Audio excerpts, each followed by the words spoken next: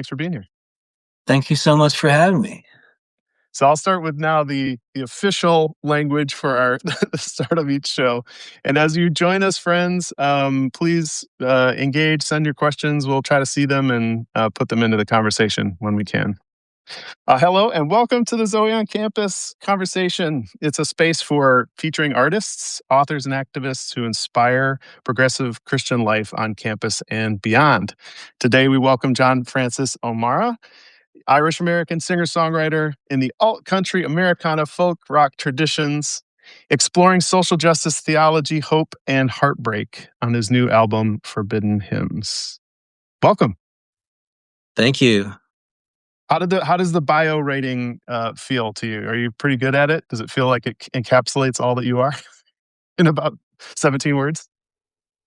Yes, yeah. I mean, it's still too much to put on a business card, but I think that that's pretty close. Sure, I'll take that. Thanks for being here. We are trying to have the kind of conversations that can inspire and inform young people as they pursue their discernment of like God's call in their life, their vocation, their artistic and creative practices, their capacity to mobilize others for goodness in the Mm, world. And so when we're talking with artists, we'd be interested to hear a little bit more about the story of your first kind of awakening to your vocation, maybe mhm, particularly as a musician. I know you've got other elements in your life that you might mhm, talk about as well. What were mhm, your influences and who were your heroes? How did you find your way into mhm, this mhm. life? Music has always been pretty central to my culture of my family, my like immediate family. Mom and dad are both singers, and dad's a songwriter. um, Guitar players. Mom also plays piano, and they both have these huge voices. And so I don't remember not having music in my life. Probably my earliest memories are of them playing in church, leading music in church, and then also at home. It was just always in the air that we breathed, you know. Hmm. So as far as heroes go, I got to say mom and dad first, right? Yeah, yeah. And just a quick plug, my dad, he goes by John Marr, M as in Mary, AHER, and I'm producing his new record coming out soon, so Oh, stay very tuned for good. that. I gotta plug it, I got to. All the times that he's promoted me, I gotta give back. Here, here. But as far as vocationally, right, um, I remember playing original songs, at around age 12, um, in the church, to Hmm. a packed out church. Um, I hadn't yet started playing guitar. Um, I was about to in like the coming year or two, but I would bring my songs to my dad and he would find the guitar parts. And then we did these public performances in church and other places too, like coffee houses. And I think I played at the firehouse one time, or like the mall, which was a big thing in the 90s. You know, Absolutely. Yeah, like yeah. the high school marching band would go and march around the mall like way too early in the morning Oh, wow. in our town. Yeah, Did it ever crumble to the ground? yeah. We only went around 6 times. That's the Okay. problem. All right. Yeah. Well, so I remember doing that, and I remember before going on the um the platform in front of the church, right? I'm not going to call it a stage, but I guess when you're doing a public performance, it was a stage. Yeah. And feeling this sense of calling in a very visceral kind of way, like I could feel it in my like my body, like my face Mm. was burning, you know, and um I imagine like the charismatic folks or the Pentecostals would call that the the touch of the Holy Spirit, you know. Yeah. I might even call it that. And the sort of intuition that I had the affirmation that I had at that moment, again, very young, like 13, Mhm. I thought, "This is exactly what I need to be doing." And that, for me, was the cross section, like the nexus of public, um, performance of my own songs. So songwriter vocation, storytelling vocation, and then also, even then, I was very, outspoken, and bold about speaking against, racism, um, and and poverty, and it's like a social consciousness that I feel like I must have inherited, from, um, generations of Irish people, shaking fists at, the empire. Yeah, yeah. Um, but I also can't remember a time when I didn't feel like that, when I felt a deep resonance with, marginalized people and, people of color. Mhm. Um, and to this day, I'm still living out that sense of calling that I felt at that age. Now, it took me a long time to get to a point where, I felt really comfortable. Well, maybe I'm still not comfortable, but I'm way less ambivalent about, like, my role as an ordained person too. I'm an Episcopalian priest, Yeah. um, and I'm a liberation theology, theologian. I'm pursuing my doctorate now at Howard University Divinity School, which is a HBCU. I'm getting a doctorate in theology and social justice. And that's all of that seminary at Princeton Seminary, and then General Seminary, and then Howard, and then ordination. All of that was after like 18 years of touring and playing, learning in the school of hard knocks and life on the road, which is a wonderful place to be tempered and um, to stare directly into the face of, okay, who am I really? Who does God want me to be? Who has God made me to be? Where does my joy and bliss and passion meet the world's deepest needs? Mm. And I think that I forget who said that. That a theologian said that, your calling is where your deepest bliss meets the world's deepest needs. And Yeah. I think that's a wonderful definition. I've been working out my calling, with fear and trembling, but lately with a lot more joy and, like, extravagant, hope. It's interesting, like, for all appearances, the outside world in our nation is getting more visibly cruel Mm. like, blatantly, brutal and inhumane. And for some reason, the, um, the challenge of all that, adversity to goodness and justice and love has really made my calling come into stark contrast, and, like, it's energized me. And I just spoke for about a half an hour after you asked one question, so I'm gonna pass it back to you. My heroes, Yeah.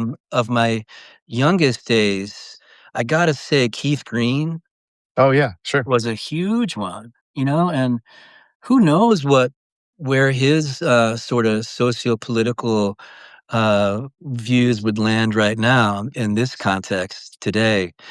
I have a feeling that, he would lean a little more conservative than I do. Mhm. Um, Most people do.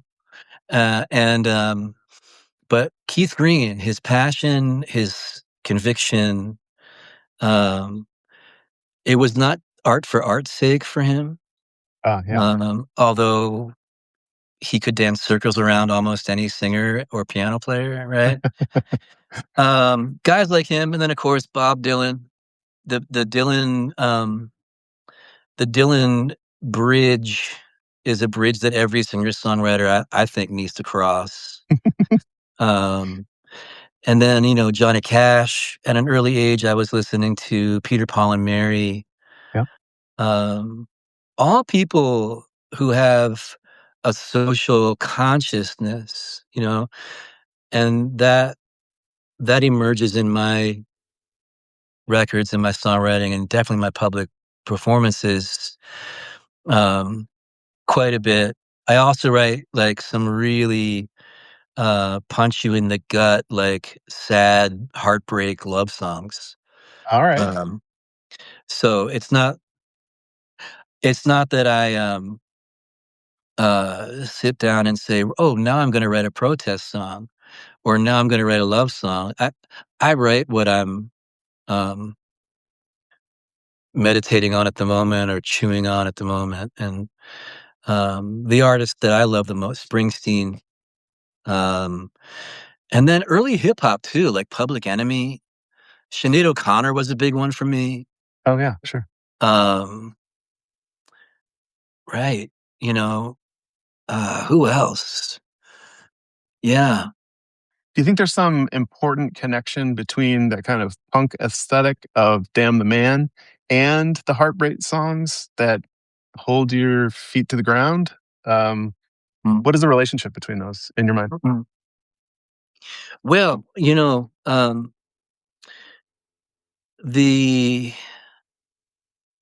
the overlap there is uh, a kind of sorrow, and you know, I I feel like um, Mm, I feel like God is close to the brokenhearted, and it's out of a sense of heartbreak and sorrow and lament that resistance arises.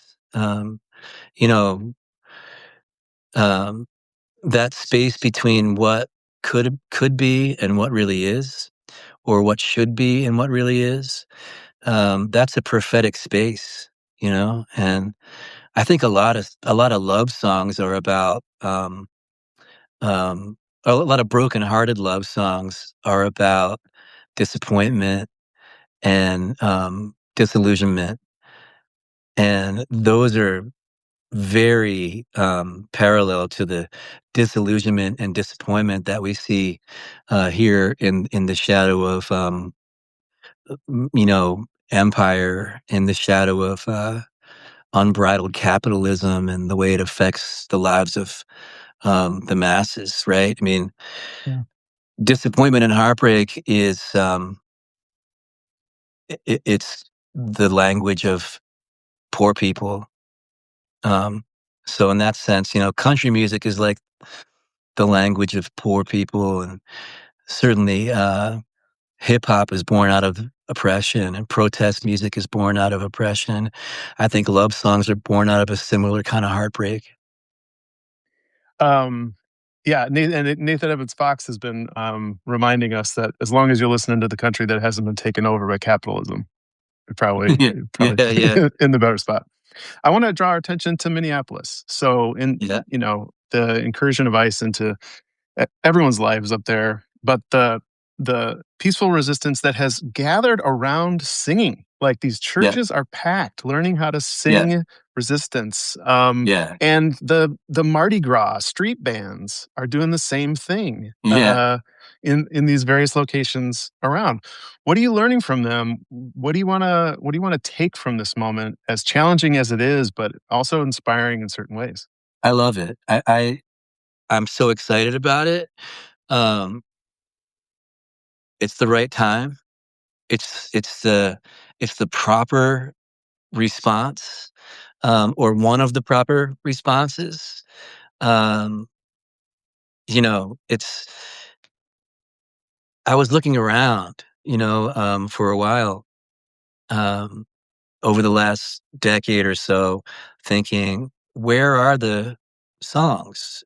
Like where do the songs from faith communities, where are they spilling out? Yeah. into the streets.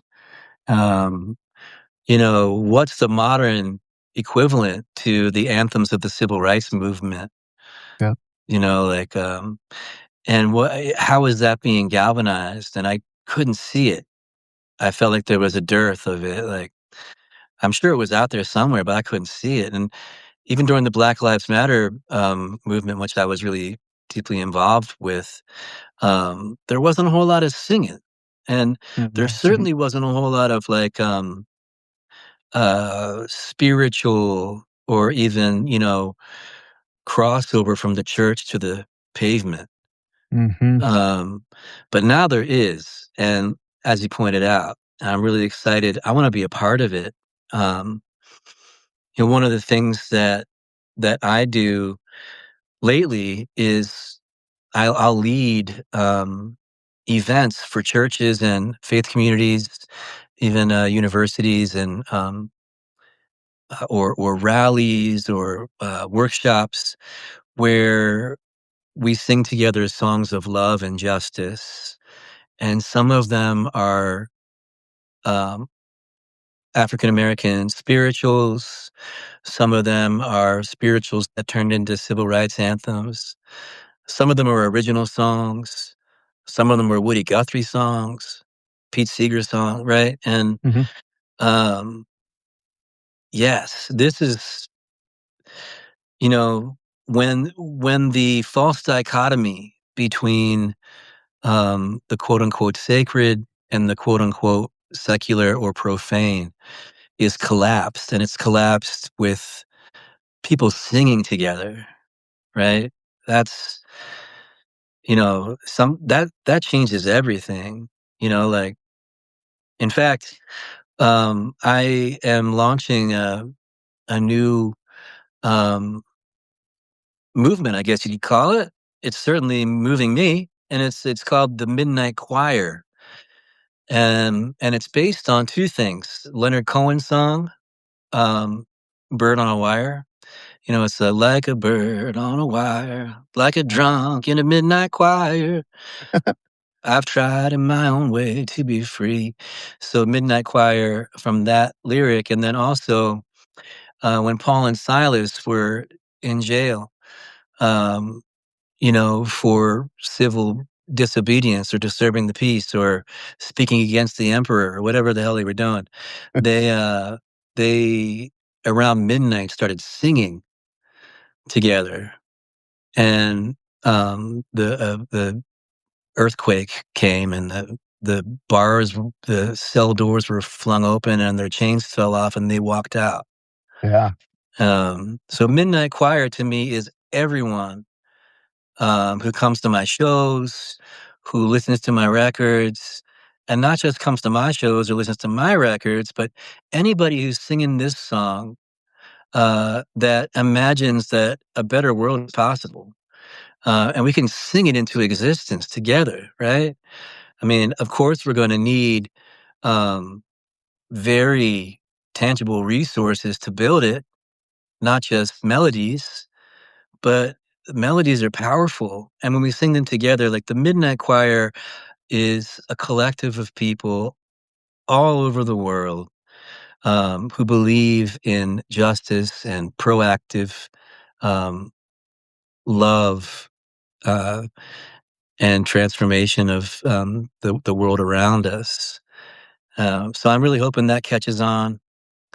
Look for that soon. We're going to be putting that out there to the social medias pretty soon. So everybody that's picking up the beautiful vinyl of Forbidden Hymns on your website, you want to say what the URL is? Sure. Yeah, it's the website is johnfrancisomera.com. Perfect. Yeah, So everybody's picking up your music, joining a show or a midnight choir experience. What's the you good got it. trouble that you think that people can get into, or that you'd encourage people to think about once they've heard these songs or sung them themselves? What's the next step in terms of moving from inspiration to kind of activism? What do you encourage people to think about? Yeah. Well, we can't do it alone. Yeah. Um, you know, we're not meant to. We're not meant to do this thing, called faith alone. We're not meant to do this thing called activism alone. And that's part of what got us into this trouble in the first place. Is this like um, sort of blind acceptance of like the myth of the rugged individual. Sort of like every man for himself. So uh, be relieved of that fallacy. Be relieved of that notion that you can do it alone because you can't. We can't. I can't. This is a we thing, right? So find the people that are doing it too, because they're around. I mean, even if you're in the burbs, Mhm. um, they're around. You'll find them. Um, and, you know, gravitate together. Just be in the same space together. If it's warm enough out, or even if it's not warm out, build a bonfire, sit around it. Tell stories that are meaningful and create meaning together with your stories, sing your songs, sing other people's songs. Yeah. Um, you know, White people sing African American songs. White communities sing Black songs. Come on. And as an Irish American who I spent a lot of time in Ireland, and I'm a student of Irish music and Irish rebellion. There's such a deep, rich legacy and canon of songs, like Irish rebel songs, that are a lot like the ones that I write. That they're like, somehow it's a love song, but somehow it's also a like stop oppressing us song. Mhm. You know, find those songs, even if they're not your own, and dig into it, right? I did this thing in Trenton the other day with my dear friend, Pastor Eric Kussman, and we did a Songs of Love and Justice event. And a lot of his congregation up there, he's a Lutheran pastor. A Mhm. lot of his congregation are Guatemalan, Haitian, Mexican. He has signs on his church door and all over the property saying "ICE out, ICE not welcome." Mhm. But they've shown up. ICE has shown up and barged into meetings, and they'll start singing together. So we did this thing there where we all sang these songs together, and um, while it doesn't necessarily move the needle on like legislation, it moves the needle for our spirits. And I also got to say, I think it moves the needle like in the atmosphere somehow. I Mhm. mean, songs have a life force of their own, and when we sing them together, right, it displaces things like the lies that are so pervasive you know in the air that we breathe. Yeah. Um, I think that there's a kind of gentle spirit too to the kind of singing that's happening, particularly up in Minneapolis. When some it's of a it, yeah. thousand people singing "Hold On," Hmm. it doesn't leave a lot of room for the kind of hate-filled response that otherwise we might fall into. Right? That's right. I love that. Um, yeah, I love yeah. that, right? Because um, Rage Against the Machine, right? Mm, They're good for what they do. They're good for what they do. But there's never a dot dot dot and like, okay, where's the hope yeah. against the machine? And Good, what do we good. do now? And I did notice that gentle spirit. And because it's disarming. It dismantles aggression, and and you can't really argue with that kind of you know peacemaking together. Yeah. I thought that was wonderful. I'm glad you brought that up. my 7-year-old spent last year in a school in New Zealand. It's a school that's done a lot of work to incorporate cultural elements, language, etc., of the Maori people in New Zealand. And so this school that is, I would say, mostly European descent, has had permission and encouragement to help these kids learn things like the haka. Wow. And it is, and it crystallized when those students from that school came to the funeral of a schoolmate of theirs who died during the year, and they did the haka for him between the funeral and the casket being put in the hearse. And it was Ooh, like wow. this moment of, there was anger in it. You are screaming against Mhm, the enemy of death, you know? mhm. But there is also this amazing community connection and love for the student. The family then responds with their own haka back.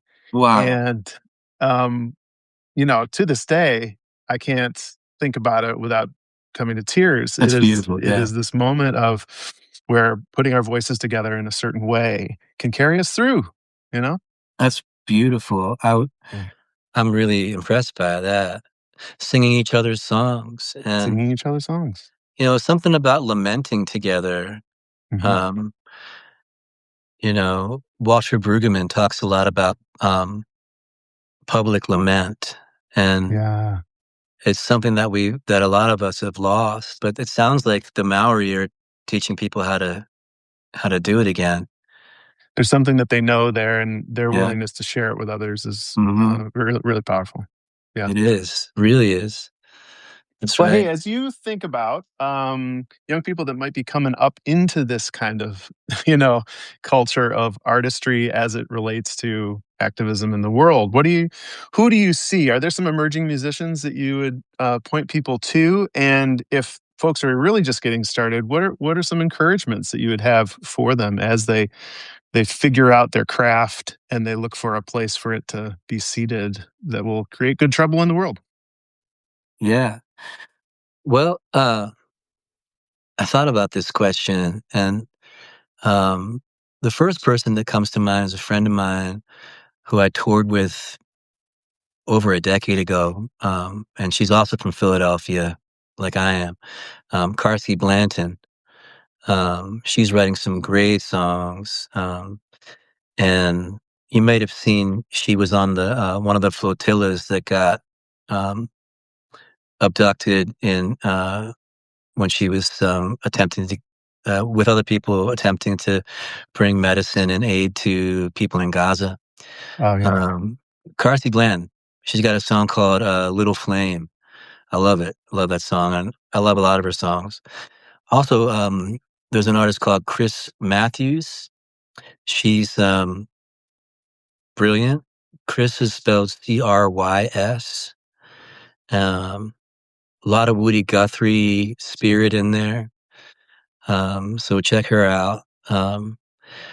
It's a songwriter I've been talking to a lot lately, who's been at it for a good long time, like I have. And but he's somehow stayed just off the radar in most places. His name is Will Daly. Will Daly. He's in Boston, touring musician songwriter. He's got some brilliant ideas about how to slow this whole thing down, Mm. called the music industry, and reclaim the way people even listen to music. Um, he'll have a listening station at his merch table for his shows, where you can hear a song of his that's recorded professionally and all that stuff, and you can only hear it there and then at that moment. Nice. Yeah, and that's a little window into his whole philosophy about, like, let's reclaim this practice of playing and listening to music and create spaces for people to do it in a much more humane way. Let the songs live longer in our hearts. Let our hearts live with the songs, Mhm. longer. And I love what he's doing. That's Will Daly. And then let's see, there's a friend of mine in Nashville called Mondo Sanz. He spelled Saenz, Mondo, and he's a Mexican American from Texas. He's been at it for a very long time. He's a wonderful songwriter, like storytelling songwriter. Mm-hmm. You know, the thing I love about telling stories in songs is that it sometimes you don't want to um, you know s- start with like punching someone in the nose with you know, sometimes protests can cross the line over into propaganda, Mm-hmm. Sure. and that's not what we're about, Yeah. you know? So tell stories of, like, veterans returning from Afghanistan, tell their story and tell the stories of, um, everyday people, because they're the ones that are really, uh, in the line of fire of all these, destructive forces that seem so much like they're talking the loudest right now. Yeah. Oh, one more person, Rebecca Porter. She's kind of local here in Richmond. Uh-huh. She came out. She opened a show for me in Richmond. Rebecca Porter. Um, she's wonderful. Great singer. Great songwriter. Great. We'll get all links to all those folks so people can find them well after this pops up on all the feeds. Thanks. We're going to take a quick break and we'll be right back with Cool. John Francis Samara. All right. Hey, everybody. This is Carl. Today's show is brought to you in part by our friends at Motown Mission. Since 2005, Motown Mission has helped youth and young adults experience Detroit while they serve together, build community, enact justice, and learn to love boldly alongside neighbors across the Motor City. This year, Motown Mission volunteers will have shared over $5 million worth of service and time with the people and communities of Detroit. They invite you to come and see God's restorative work in action. More at motownmission.org. That's motownmission.org. So, Forbidden Hymns is your new album. People can find it now.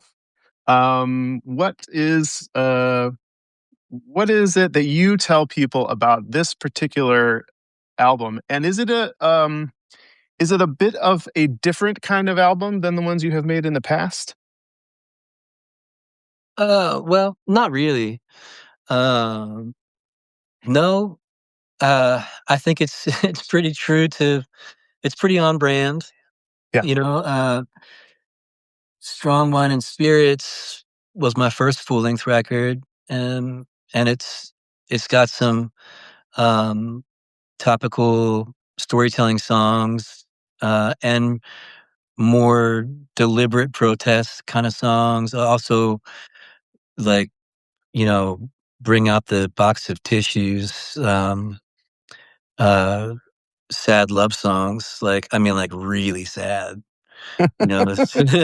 Be ready. Which is, that's also an Irish tradition is like, let's write the saddest song you've ever heard. Sure. Um, but and the next record, The Better Angels, a lot the same kind of thing.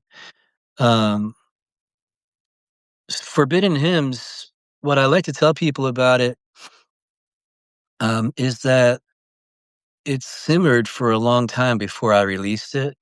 Mhm. Um, Most of it was recorded well over 10 years ago. And Um, in Nashville, Ken Coomer is the producer, and he also plays drums on the record. He's a great producer, great guy, great friend.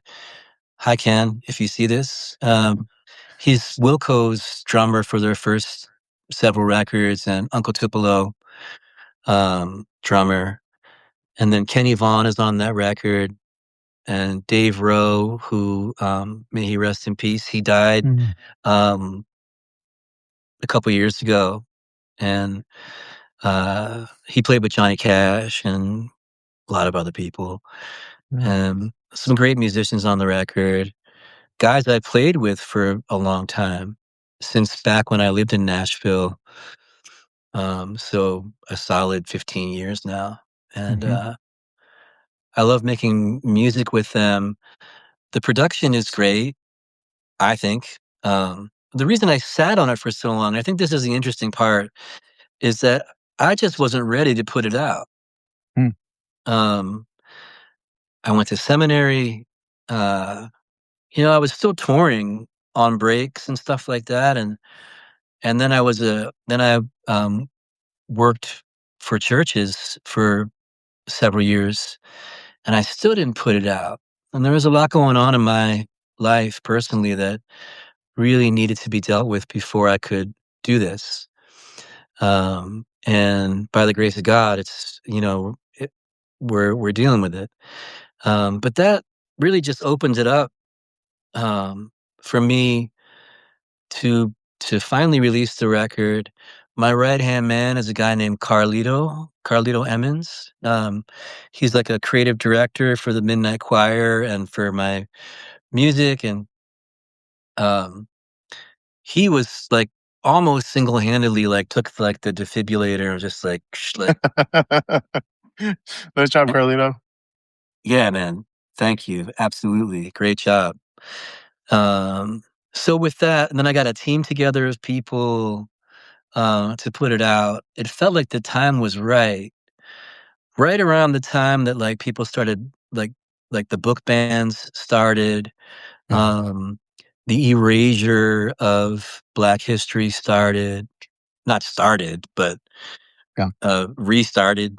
A And new chapter, right? Yeah. yeah, and I thought, you know what? It's time to unshackle this thing that has felt forbidden to me for a long time, especially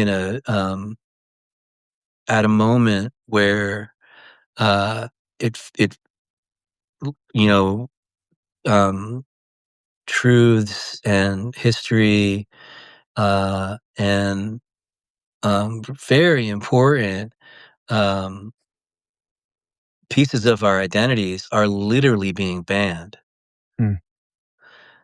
and forbidden. Um, They're pulling down the posters in Philadelphia about yeah, slavery, right? yeah. Shout out to my friends in Philly, Ali Dilworth, and some others up there. They created a huge banner. This is a good example of good trouble. I don't know if they were singing while they did it, but I hope they were. They put a huge banner where the historical placard used to be, Mm. and I think it said like the dirty business of erasing slavery or something like that. Yeah. Yeah. Nice. Hmm. Yep. If you take down the official version, the unofficial version will reappear and you might That's not right. like it even more. Yeah, and come on. I mean, they can take down the signs and like Yeah. censor the museums and things like that, but you can't erase people's lived memory, Yeah. you know. That's right. Yeah. But forbidden hymns, there's a song on there that I like to tell people about that I wrote with John Carter Cash, and Mm. he's the son of Johnny and June. We've been friends for a very long time, and he produced my last record. We wrote that song, "No One Gets Out of Here Alive," and it's a very meaningful song for me and for him. Sentiments in it and lyrics in it are drawn from things that he told me about, the last words of his father to him, Mm. and it's a song about being passionate about the moments that we have, and being intentional about telling the people in our lives how much we love them, and expressing that to them in other ways too, while we still can, while we still have time. And that, I play that song almost every show and save it to the end because it's people start crying and Mm. come up to me after the show and tell me about how their parent or loved one had died recently and how cathartic the song is for them. And like people in, all over Germany, I was seeing people crying, and I'm not sure if that's I'm not sure if Germans are known for crying publicly, Yeah, but right. Yeah. Oh man. 'cause no one gets out of here alive. That's the song I really want people to listen to first. But, do whatever you want. Just Just listen. just listen to it, please.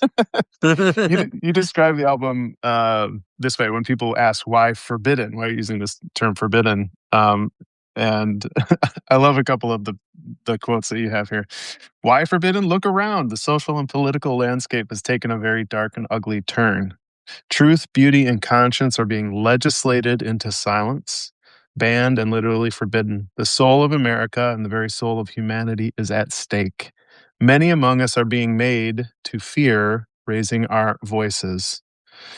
But we believe that a world full of empathy, justice, dignity, and love is possible, and that will not be silenced. That is a vision that Zoe on Campus tries to nurture, plant, remind people of whenever there are young adults on campuses that are unfriendly to downright antagonistic to that kind of living. Mm, Um, we find it very important to let people know we will not mm. be silenced on this call to live with empathy and justice. That's wonderful. And back to what you were saying before, that, picture that you reminded us of the people in Minneapolis who were singing together, thousands of them, but singing softly and gently, "Hold on." I mean, Mhm.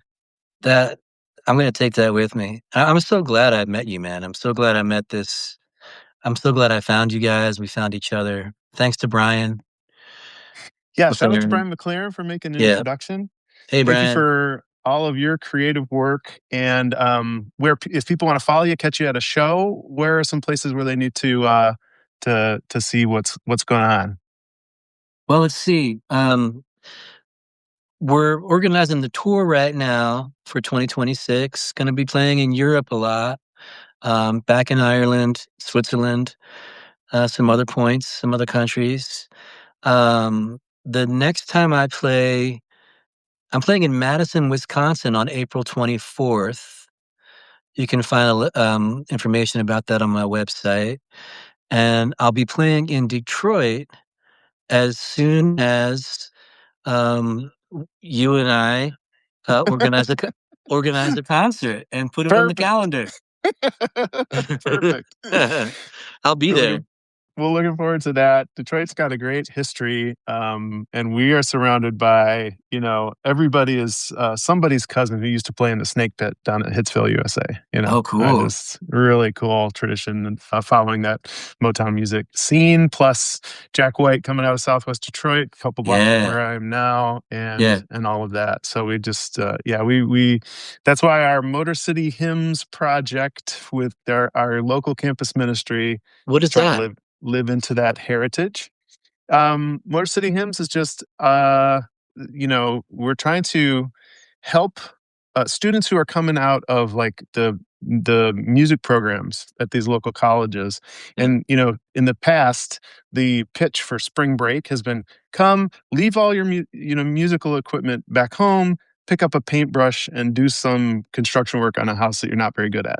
Uh, Yeah. we started to say, well, why don't we using that time for something different? And what if we helped those weeks, whether at some of the local studios here in Southeast Michigan or on some trips down to Nashville, became workshops for new songs that could be used in faith communities that are, being fleshed out by these students, recorded, performed, written. Last year, it was a completely student-led production of a EP Wow, by that's amazing. Nick Smalls and his crew. And other times, and we're backed up. We've got two or three recordings that we still need to mix and master. Yeah, So it's so hopefully, cool. Wow. And this year, our gathering in Nashville is going to be newly kind of partnered with ZOE and the local campus ministries that are participating. So Nashville Canterbury and Lindsay Kelly and Motor City Hymns are coming down. And this is our invitation. If you're hearing this and you think that March 19th through the 22nd in Nashville, Tennessee would be an interesting time for some of your young adult creative students, poets, musicians, singers, even graphic artists that can help us get a new album out. We'd love to see you there. You can find more at zoeoncampus.org. That's John so Francis cool. O'Mara, thank you for being part of this. We really appreciate it. And Can I show them the album cover? yeah, please do. We've got one on the way. It'll be part of our growing collection. There we go. Forbidden There she Hymns. is. There's the Perfect. Forbidden Hymns, baby. Get your copy today. Hey, thanks so much for having me. Yep. Thanks. And thanks for everybody watching and listening. And watch for this on the podcast, YouTube, and Instagram feeds as well. See you later, everybody. Get into some good trouble. Peace. Peace. All right, man. We'll see you later. Okay. I'll be in touch and let's talk more about coming to Detroit or connecting in Nashville later. I'd love to. Yeah. Okay. And who do I talk to about the event at the end of July? Is that you? Megan Otto is probably the person who will reach out to you, and she's been pinging me today. So I'll make sure that she gives you a call. Hey, great job, man. Hey, thanks. All right. We'll talk to you soon. Keep up the good work. Bye. You too.